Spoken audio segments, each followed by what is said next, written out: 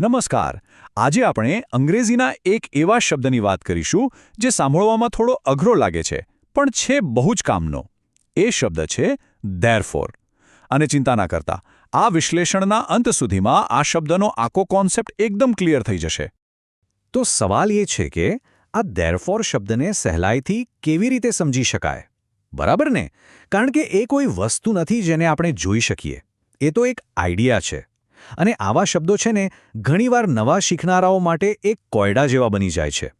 તો ચાલો આજે આપણે સાથે મળીને આ કોયડો ઉકેલીએ. સૌથી પહેલાં તો એ સમજી લઈએ કે આ એક સામાન્ય મુશ્કેલી છે. ઘણા લોકોને આમાં ગૂંચવણ થાય છે. જુઓ, ધેરફોર એ કોઈ એવો શબ્દ નથી જેને ફક્ત ગોખી લેવાય. ના, એની પાછળ એક આખો લોજિકલ આઈડિયા છે. અને હા, કદાચ શરૂઆતમાં એને સમજવો થોડો અઘરો લાગે. અને બસ અહીં જ આખી ગેમ છે. જો આ શબ્દને પાક્કો કરવો હોય ને તો એની પાછળનો જે આઈડિયા છે, જે વિચાર છે, એને સમજવો જ પડે. આપણે ખાલી શબ્દને નથી પકડવાનો, આપણે એના મૂળ સુધી પહોંચવાનું છે. તો એ મૂળ વિચાર છે કયો?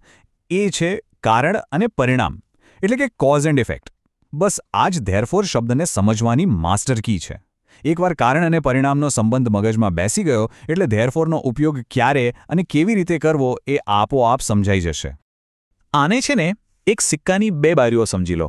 એક બાજુ છે કારણ, એટલે કે એ વસ્તુ જેના લીધે કંઈક થાય છે. એ શા માટે? એ સવાલનો જવાબ છે. અને બીજી બાજુ છે પરિણામ, એટલે કે જે થયું. એ શું થયું? એ સવાલનો જવાબ છે. સિમ્પલ. ઓકે, તો હવે કલ્પના કરો, આપણી પાસે બે ટાપુ છે. એક ટાપુનું નામ છે કારણ અને બીજા ટાપુનું નામ છે પરિણામ. હવે આ બંને ટાપુને જોડવા શું જોઈએ? સ્વાભાવિક છે, એક પુલ. અને બસ આ પુલ જ છે આપણો આજનો હીરો, ધેરફોર.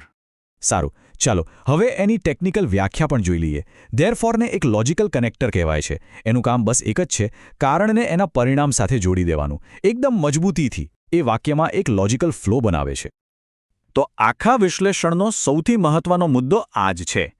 તેથી એટલે કે ધેરફોર એક કારણ અને પરિણામ વચ્ચેનો પુલ છે. આ વાત મગજમાં ફિટ કરી લો. આ રૂપક ભલે સરળ લાગે પણ એ આખા શબ્દોનો અર્થ સમજાવી દે છે. બસ આટલું યાદ રાખશો ને તો પણ ઘણું છે. ચાલો, થિયરી તો ઘણી થઈ ગઈ, હવે પ્રેક્ટિકલ વાત કરીએ. હવે એ જોઈએ કે આ પુલ, આ ધેરફોરવાળો પુલ અસલી વાક્યોમાં કામ કેવી રીતે કરે છે. ઉદાહરણો જોઈશું એટલે આખો કોન્સેપ્ટ એકદમ ક્રિસ્ટલ ક્લિયર થઈ જશે. આપણે એકદમ સિમ્પલ 3 સ્ટેપની પ્રોસેસ ફોલો કરીશું. પહેલું સ્ટેપ કારણ, બીજું સ્ટેપ આપણો પુલ એટલે કે ધેરફોર, અને ત્રીજું સ્ટેપ પરિણામ. ચાલો જોઈએ. તો પહેલું ઉદાહરણ. કારણ શું છે? એકદમ સિમ્પલ. વરસાદ પડી રહ્યો છે. આ થયું આપણું કારણ. હવે આ કારણનું પરિણામ શું આવશે? તેથી મેં છત્રી લીધી. જોયું આખું વાક્ય શું બન્યું? વરસાદ પડી રહ્યો છે તેથી મેં છત્રી લીધી. અહીંયા તેથી એ પુલનું કામ કર્યું. એણે બતાવ્યું કે છત્રી લેવાનું કારણ વરસાદ છે. Okay, next example. કારણ છે સૂર્ય ચમકી રહ્યો છે, મસ્ત તડકો છે, વાતાવરણ એકદમ સરસ છે. તો પરિણામ શું આવશે? તેથી બાળકો બહાર રમે છે. આખું વાક્ય સૂર્ય ચમકી રહ્યો છે તેથી બાળકો બહાર રમે છે.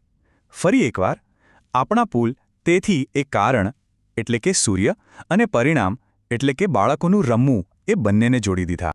ચાલો હવે એક છેલ્લું ઉદાહરણ લઈએ જે થોડું અલગ છે. કારણ છે તેણે ખૂબ અભ્યાસ કર્યો.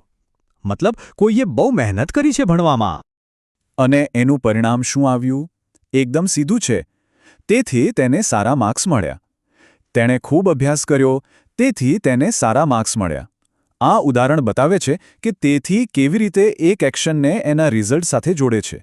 એકદમ પરફેક્ટ કનેક્શન. પણ સવાલ એ છે કે આ બધું જાણવું કેમ જરૂરી છે? શું આ ખાલી એક અંગ્રેજી શબ્દ શીખવાની વાત છે? ના, બિલકુલ નહીં. આ વાત એનાથી ઘણી ઊંડી છે.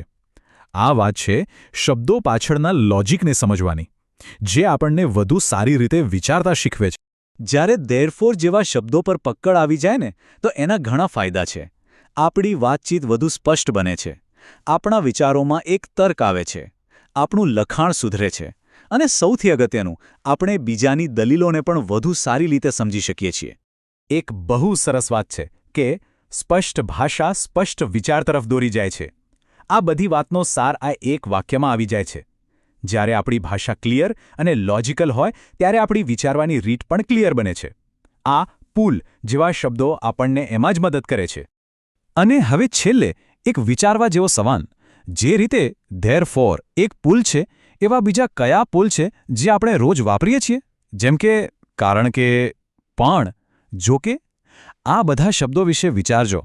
આ બધા પણ નાના નાના તાર્કિક પુલ છે જે આપણા વિચારોને જોડે છે અને આપણી ભાષાને વધુ સશક્ત બનાવે છે. તો બસ આ શીખવાની સફર ચાલુ રાખજો.